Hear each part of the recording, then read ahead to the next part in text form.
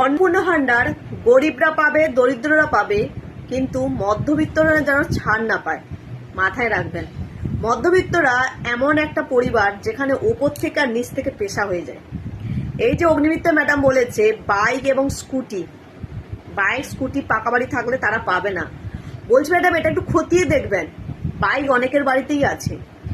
সেই বাইকটা মানুষ শখে কিনেছে দামি বাইক, না রোজগার করার জন্য, রুজি রোজগারের জন্য কিনেছেন, সেটা একবার দেখবেন। এই সুইগির ছেলেরা, ডেলিভারি ছেলেরা, এদের বাইক আছে, কিন্তু এরা সারাদিন এই বাইক নিয়ে দৌড়ে বেড়াচ্ছে। এরা মাসে শেষে 8 থেকে 10,000 টাকার বেশি পায় না।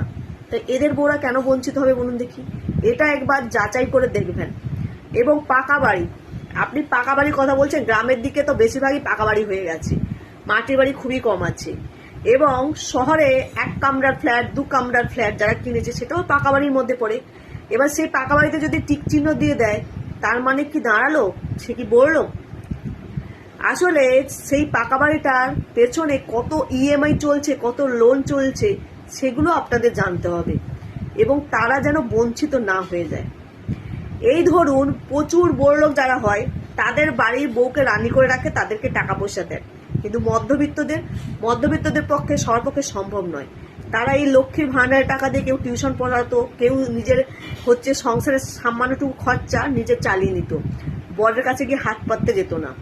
সেই জায়গায় দাঁড়িয়ে মধ্যবিত্তরা যদি না পায় না, সেটা কিন্তু খুবই খারাপ ব্যাপার হবে। কারণ ভোটটা কিন্তু শুধুমাত্র গরিবরা দেয়নি, মধ্যবিত্তরাও দিয়েছে, বড়লোকেরাও দিয়েছে। তাই বিচার বিবেচনা যখন করবেন, মধ্যবিত্তরা যেন ছাড় না পায়, এটাই আপনাদের কাছে অনুরোধ। ব্যাস এইটুকুই।